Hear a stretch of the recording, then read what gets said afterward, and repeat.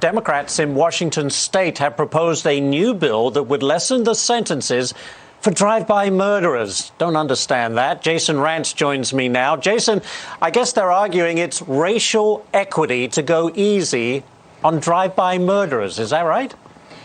It's very bizarre. So the way that it works right now in Washington state is that a murder one charge, first-degree murder, will get you somewhere between 20 and 30 years in prison.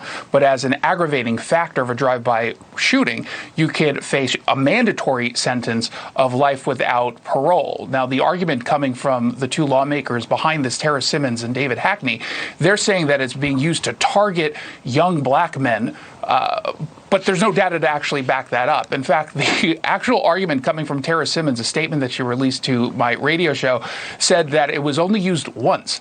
So if it was only used once, you're clearly not targeting anyone, except in that case, one instance of a drive-by murder. I would make the argument that her case actually says we should be using it more. Drive-by shootings are not just dangerous to the people who are being targeted, but of course it's dangerous to the people in the communities that end up getting hit by those stray bullets. And we've certainly seen some significant stories, not just in Washington state, but across the country of that happening.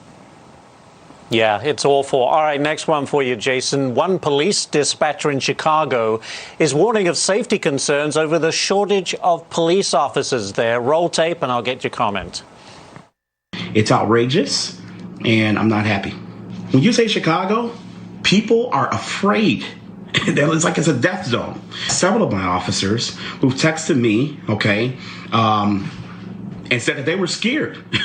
They're tired of this nonsense. They have no backing, and they're scared of being out there by themselves.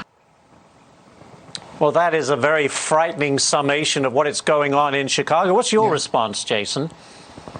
I mean, I'm not shocked by any of this, and it's not just an issue that's facing Chicago. It's facing a lot of big cities across the country. You've had a lot of officers who have decided to retire early or go into different departments in cities that haven't been so hostile to cops, whether it's the defund movement or the embracing of the activist community that screamed ACAB at the top of their lungs, only to get either silence from the people in charge or, weirdly, support from the politicians in charge. So they just don't want to have to deal with that kind of stuff. On top of that, you also have the issue that's not really being talked about all that much of staffing shortages as a result of vaccine mandates. And again, this is not just a Chicago issue. Here in Seattle, for example, we're seeing a ton of cops get pulled off the force to the point where we're not even seeing staffing minimums be met in some of these precincts. And it's creating an incredibly dangerous scenario for a lot of these officers who end up going to a scene of a crime and not have any but one backing them up.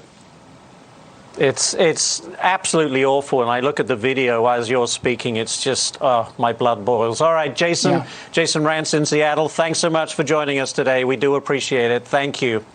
Happy New Year, now Ashley. this. Yeah, and Happy New Year to you too, Jason.